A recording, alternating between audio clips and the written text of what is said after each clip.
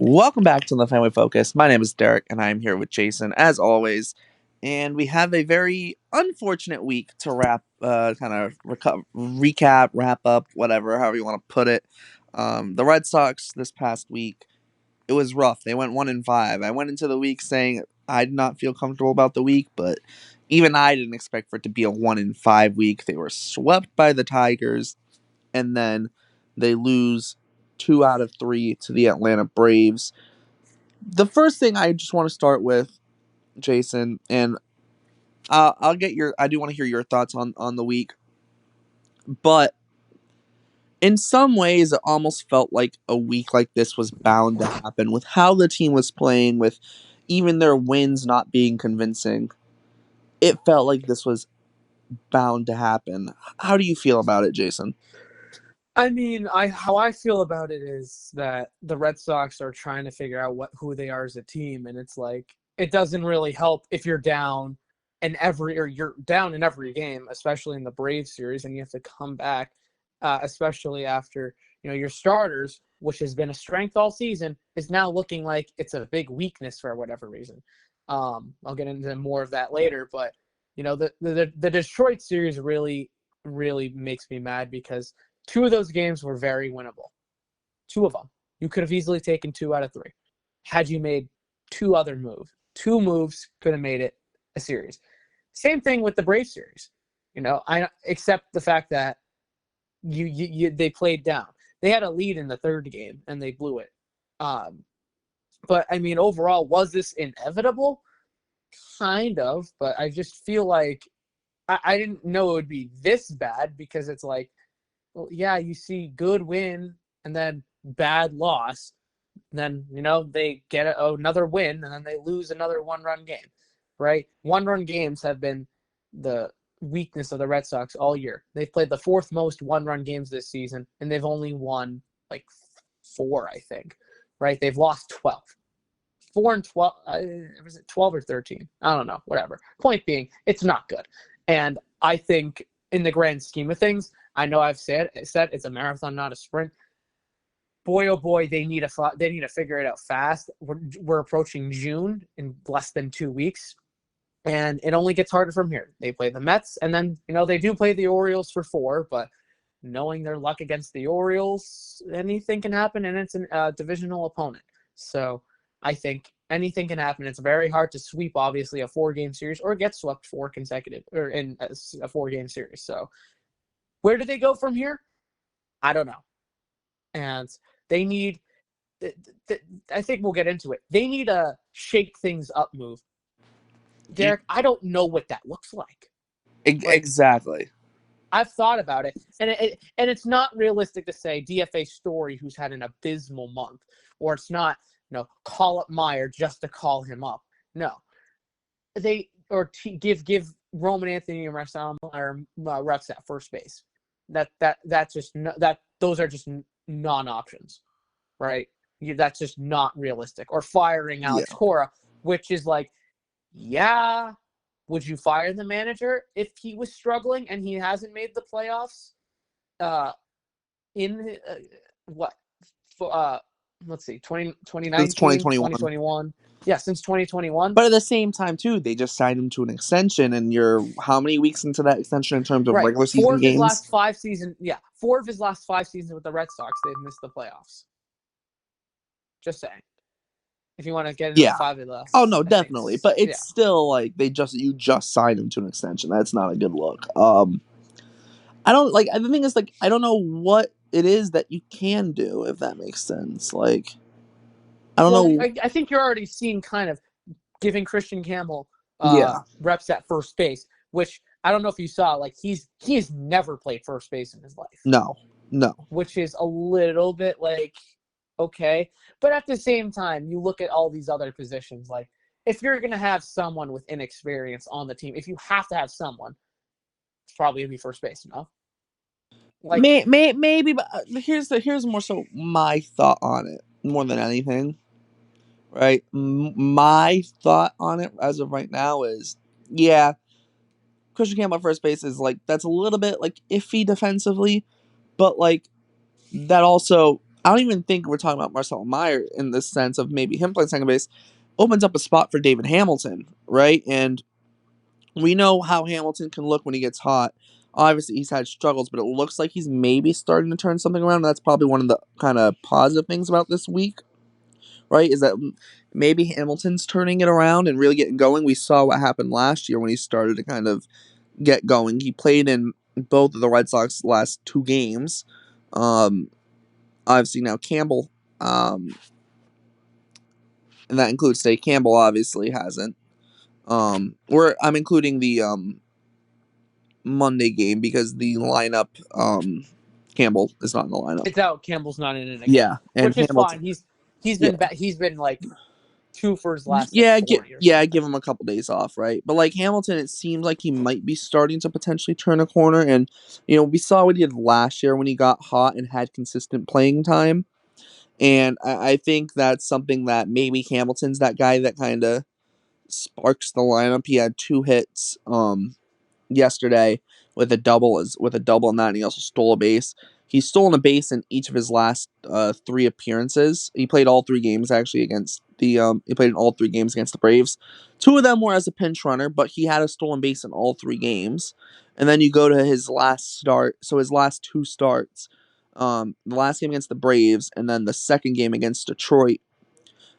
Actually, even you go his last three starts, the first two games against Detroit and the last game against the Braves, he's got two hits in all of those games. He's got a double, he's got a homer. Um, and then, like I said, in each of the last three games the Red Sox have played, he's stolen a base in all three of them, even though he's only started one of those games.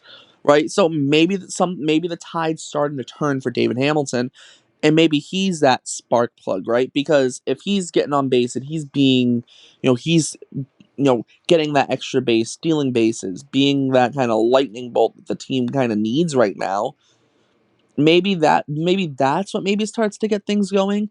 I think you also have to look at this Red Sox team too, and you look at the guys on the team, and Duran is supposed to be that guy, and it feels like he's starting to maybe really heat up. But at the same time, too, it can't only be Duran, right?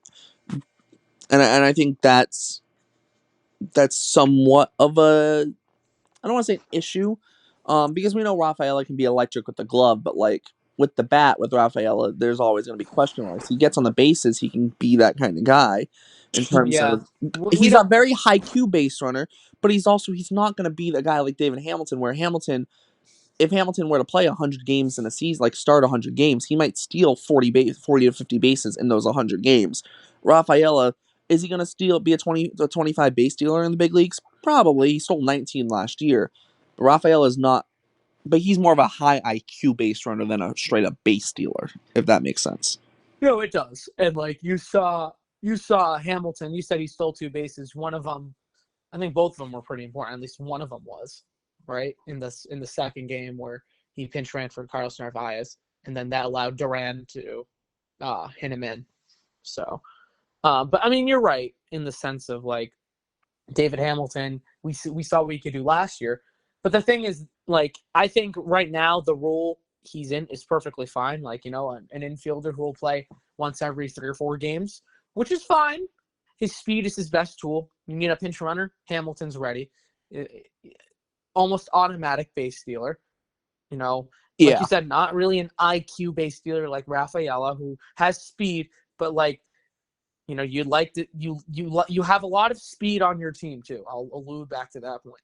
You do have a lot of speed. Duran, especially as of late, he's seen the ball really well, and he's been getting on base, and he's been running. He did get picked. He did get caught stealing that led to the Devers homer, but point stands. Like he still got on base. But I don't know. It's tough because you look at this team and they have speed, they have solid defenders. They're making errors though. Um, I think where does this shake up thing like this is like we see about the time of year where we see um, teams make decisions and like shake things up. We saw it this past week, right? 3 managerial firings. Honestly, that might be a lull moment of the week, but at the same time, it's their jobs. So I don't know. Three managers got fired. The Rockies, Bud Black, the Pirates, whatever his name is, and then Brandon Hyde of the Orioles. If you want to Derek fill me in on the Shelton. Derek Shelton, yes. They all got fired because right around now it's you're starting to find an identity of your team. You need to shake things up. Firing a manager is usually let's shake things up. Let's bring in a new voice. Let's get things going. Let's get back on the right track. The Red Sox can't do that and like fire their manager. I've heard on other podcasts just bring someone in, and it's like how much of that's not really shaking It's things also up. difficult to bring in a manager in season. You're either gonna have to bring in an in-house voice, which doesn't make sense because your only option really is in terms of the big league coaching staff is Ramon Vasquez, and at that point you might as well just keep Cora because Vasquez is Right. Cora's guy, right?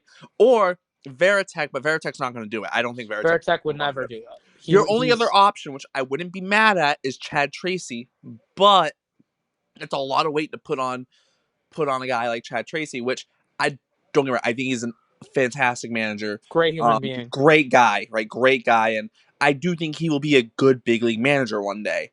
But he also, too, it's different. I feel like it's different when you bring a guy up from AAA to the big leagues, especially mid-season. And a guy like Chad Tracy, he has experience, but he's still relatively young. And this isn't a knock on him, but it's just a lot of pressure to put on him when he has no big league managerial experience, right? It's a lot of pressure to put on him. A lot of guys who are AAA managers get their start on a big league coaching staff as a third base coach or as a bench coach at the very least, right?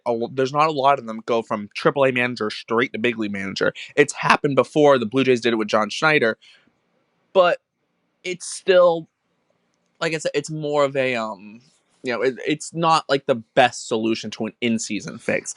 In the off Right. season, that's different, but in season, it's a little bit like I don't love that, right? Because then it also shakes Well, up the AAA team as well. Although they do have Iggy Suarez, who is very capable as a minor league manager. He's spent his last 6 years in Greenville, but it's just a lot of moving parts. I don't like it, and good luck getting someone who's in another organization mid-season because it's not happening.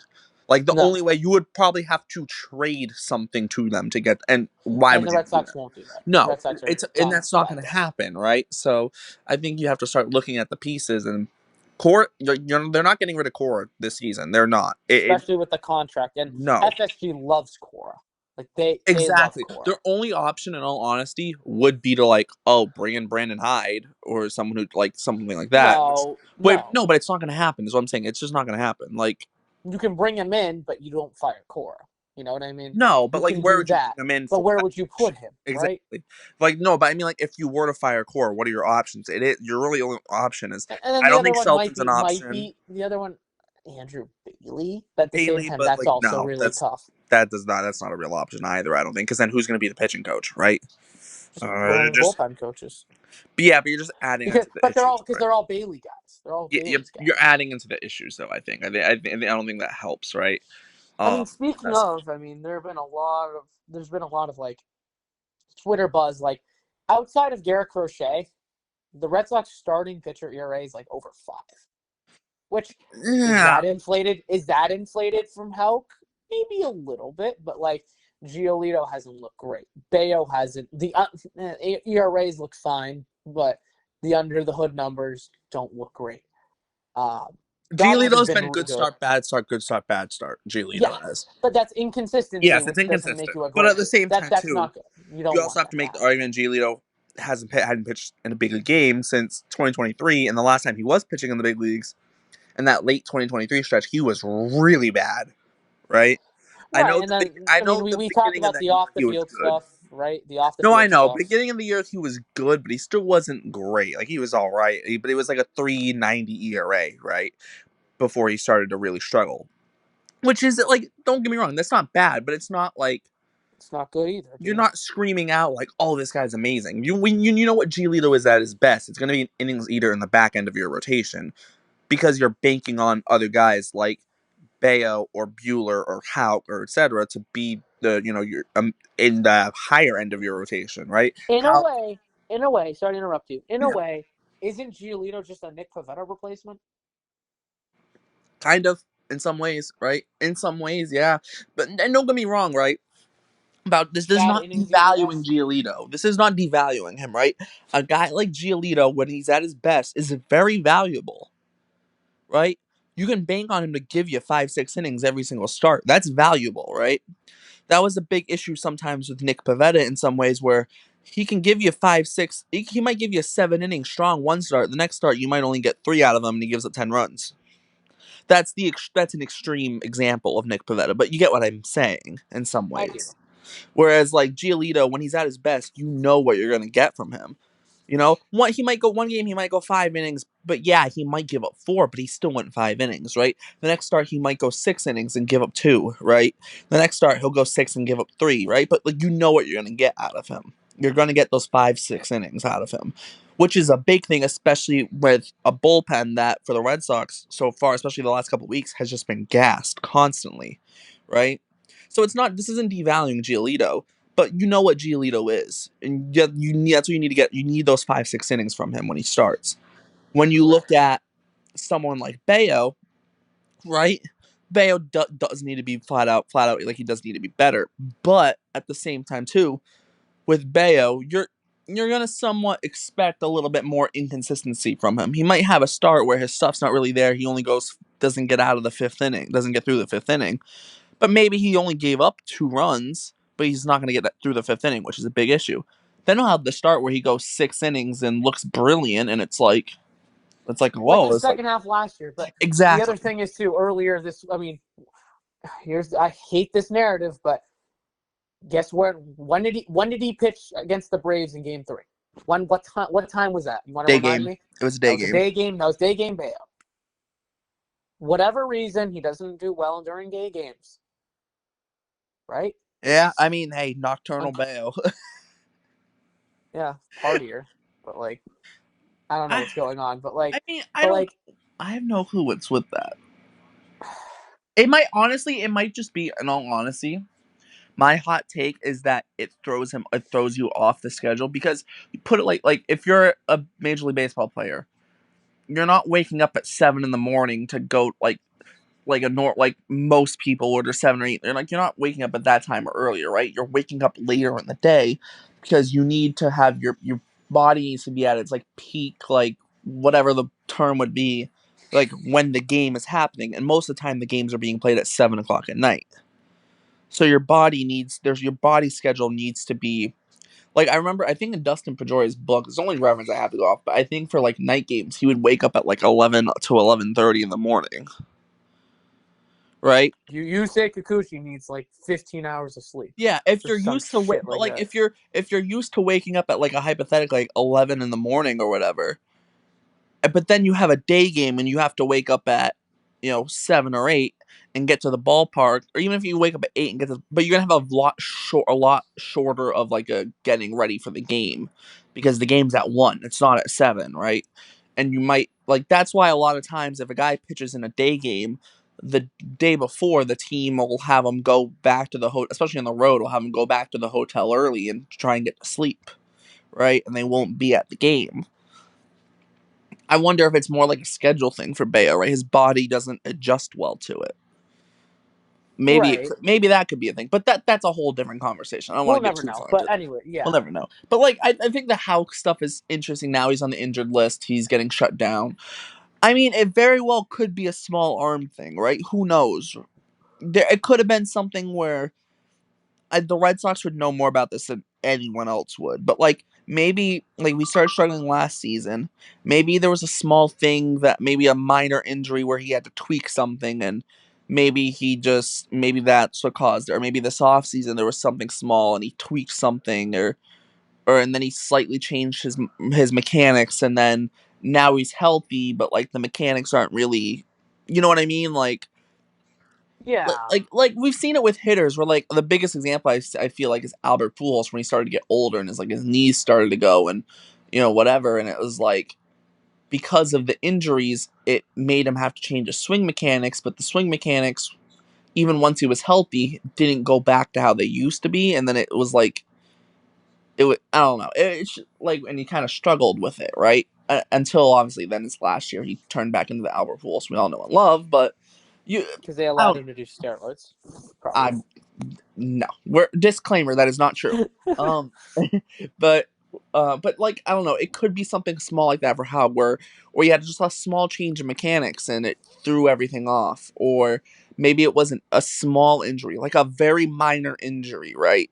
It could have been in the off season, a very minor injury, and then his mechanics slightly changed because of that minor injury, and then it kind of throws everything out of whack, right? You never know. It legitimately could be something that small. It might not be something that small. It might be something more bigger that's more kind of under the hood that's not good, right? Um but you I think the Houck thing is he was good last year. You do have to take it with a grain of salt because he'd never been that good before. But at the same time too, I know he faded at the end of the last year, but you can very well make the argument that was from fatigue because he had never pitched that much in a full season, right? Mm-hmm. So, and I don't think anyone was expecting Houck was banking on Houck being an all star this year, but like at the very least a solid number two, not a guy with the ERA way over 5. Like was You over, wanted someone to no. be the number two behind Crochet. And your Right best now, bet it's was Houck, probably well coming into the year. We're like, is it Hauk? Is it Bueller but the who's best hurt? bet was probably Houck. Hauk, right? Everyone said Hauk coming off of Cy Young votes, if I'm not mistaken, right? All Star, like yeah, but like you said, the end of the hood numbers said he really had a hard time in the second half. Now, I thought originally it was due to the fact that he didn't pitch, but I don't know. It's it's interesting nonetheless, and the Red Sox Yes.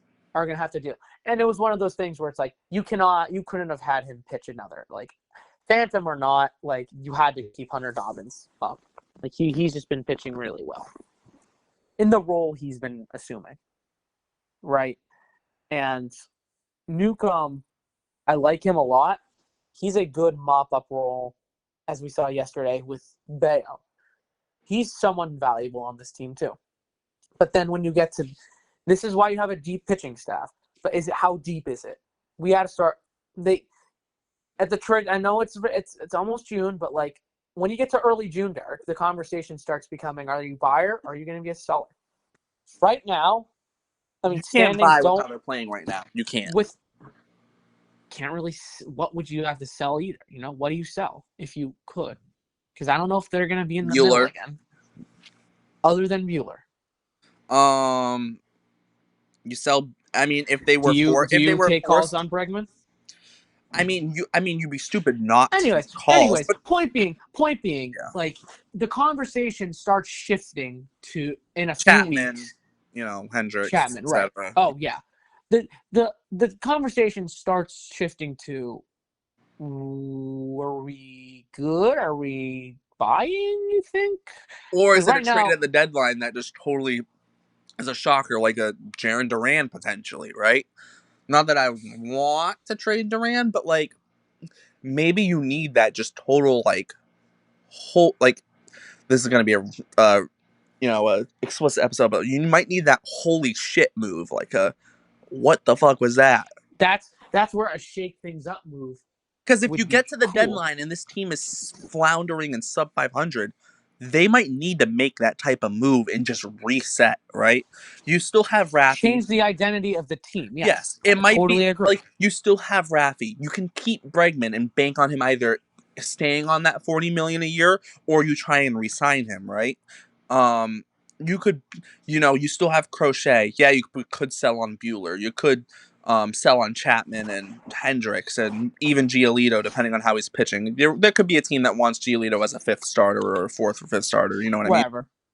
You could, right? But you might have to make that that holy shit move of a Duran or if it's not Duran, maybe it's Willier, right? Or whatever it is, you might have to make that type of move Right. because like this team as currently constructed, unless they turn it around, isn't like they're what they are right now, and they're inconsistent with no true identity, and they're struggling, right?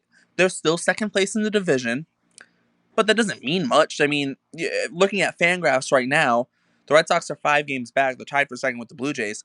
The Yankees already have an 83% chance to win the division per Fangraphs. Yeah. And we're not even at Memorial Day. Now, it doesn't mean the Red Sox are out of it, right? We saw the 2019 Nationals and the turnaround they had, and they had a lot of talent. This Red Sox team has a lot of talent. It doesn't mean the Red Sox can't turn things around. Did help that 2019 Nationals team had Juan Soto on it, and Well, the a 2019 three-headed Nationals team mon was and a also three like 19-32 and a or some just yes, shit like that. yeah, and I mean it didn't hurt that the national team had a Juan Soto and that three-headed monster in the rotation of Scherzer, Strasburg, and Patrick Corbin. But like The 21 Braves were mid up like right now. yeah, but they did make moves at the deadline. But like that Nationals team, I don't know if anyone remembers, but like Victor Robles was like a very like he had a 4.2 B WAR that year, right?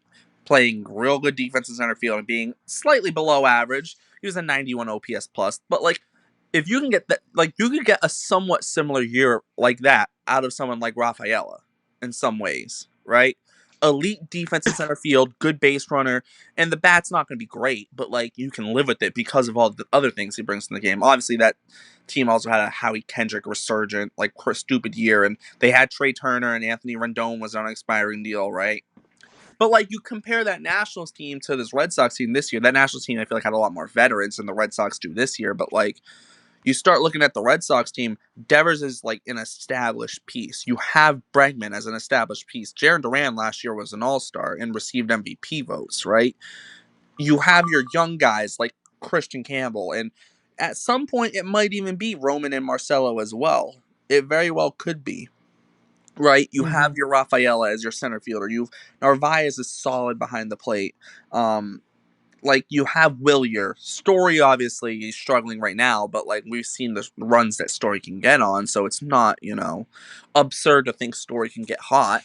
And then the rotation, yeah, it's different. This Red Sox team is not the Nationals team, but like you see the reasons why the Red Sox could turn it around. Just like that Nationals team, in hindsight, you can look at that team and go, well, they had Rendon, they had Trey Turner, they had Juan Soto, they had Strasburg, Scherzer, Corbin. Like, they had really good players, and you could see the reasons why that team were able to turn it around. You look at this Red Sox team, in some ways, you look at it and go, there's no reason they can't. They have enough talent. It's just, are the pieces going to come together and fit into the puzzle and make everything work? That's more so the question mark. Right. And it's like the pieces they got, they're doing really well. It's just the existing pieces that are struggling. Like Crochet and Bregman, even I'll add Chapman, they're being everything you wanted them to be and Everything you more wanted and more than that. for some of the case. But like these other pieces, like, Story, Duran even, Devers at times, Bayo, Hauk, they're not that good. It's not that they're not that good, but They're I don't know. underperforming expectations in some ways. I, Yes. th- I think that's the better way to put it. Yeah. They're not living up to those high expectations. Exactly. I think that's the best way to put it. With that, let's take a look towards next week. We will just mention Christian Campbell is getting reps at first base, so we didn't explicitly mention that, but I'm sure everyone's aware. But we'll just chuck it in there. The Red Sox this upcoming week, they do have 7 games, no off day. They're all their games are at home. They are playing the Mets in a 3-game series with Hunter Dobbins, Walker Buehler, and Garrett Crochet set to pitch. The Mets have Kodai Senga, Clay Holmes, and Tyler McGill pitching. The Red Sox then play 4 against Baltimore. The pitching lineup is Giolito, Bayo, Dobbins, and Buehler. The Orioles have Cade Povich, Zach Eflin, Dean Kramer, and Chase McDermott projected to start. The projected starters are per Fangraphs, so they could change. But Jason, with that, what are you expecting from the Red Sox this week? What will be their record this week? They're gonna have a tough time against the Mets. The Mets are really good pitching, and at the same time, this Red Sox offense didn't do really much against Sale. They didn't do much against Grant Holmes. They didn't do too much other than the grand slam against Spencer Schwellenbach. Now you're gonna be in a gauntlet of these Met. Every pitcher in the Met rotation has been really good. So I have them dropping 2 of 3 at least. I'll give them 1 win. don't know what game that'll be. Then the Orioles, they just can't pitch to save their lives. Their lineup, though, is pretty good. We can see what they do at Fenway Park. They love to hit. You know what? I have them. I gut says they split the series, and we're gonna go with that 3-4. Unfortunately, the fan side of me is Yeah. pissed at myself, but you know, you never know. You never know. You never know. I feel good about the Crochet start against the Mets. I don't know why. I mean, Crochet did lose his last start against the Braves. That was the Sale matchup. But Crochet pitched really well in that game. And he's just continuously pitched well. He's pitching like an ace, like you would expect an ace to. Um, so I got them going 4-3 this week. They might go 1-2 against the Mets.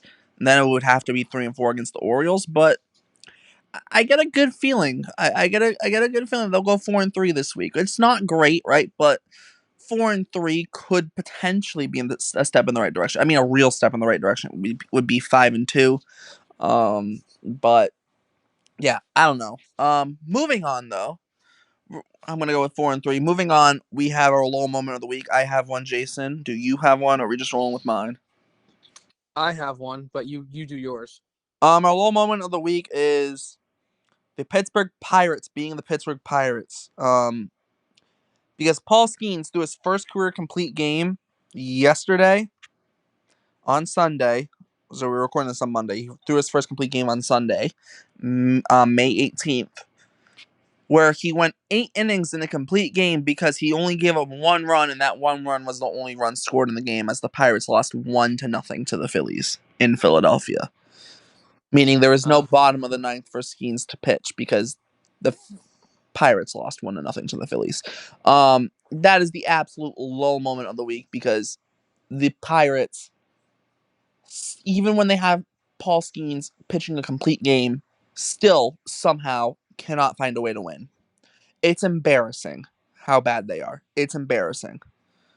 Jason, what is your low moment of the week? I think this is more Fenway focus oriented, if anything. So about around this time last year, we came out with our episode "Hey DeLuca Fu." So I went to the game, every game of the Braves series. I had friends in town.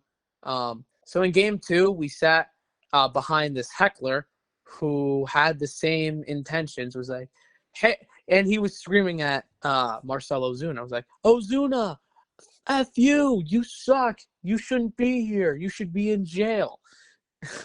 And he was just a heckler. Reminded me of that time against the Rays that we went to. And this fan was like rowdy. Like he was screaming at him during warm-ups, I think at one point. Like everybody was staring at him. A Fenway security guard had to go up to him, and he had a little bit too much to drink. And the Fenway security guard goes up to him. He's like, "You want to leave early?" He's like, "Hey, shut up." But I will say though, he was the guy, the heckler. He wasn't wrong with what he said about Ozuna. Like how his family's ashamed of himself. He should be in jail. Um, this, yeah. So There's more reason behind heckling Marcelo Ozuna than Johnny DeLuca. right, And but it's Johnny just funny. DeLuca, 25th round draft pick, made it to the big leagues. That's why I said Fenway focus oriented. Yes, but no, that's fine. Oh, that is fine. Obviously, there's always gonna be a heckler at a game. You just gotta find them. He almost got ejected, and he heckled that Verdugo. Well, that there's good reason for that as well. Very good reason for that. But I think that's a good wrapping up point. Any last thoughts, Jason? Go win, make me proud. Please. So with that, we're going to wrap it up. We'll see you next week. For Jason, my name is Derek. As always, thanks for tuning into the Family Focus, and we will see you next time. Go Sox.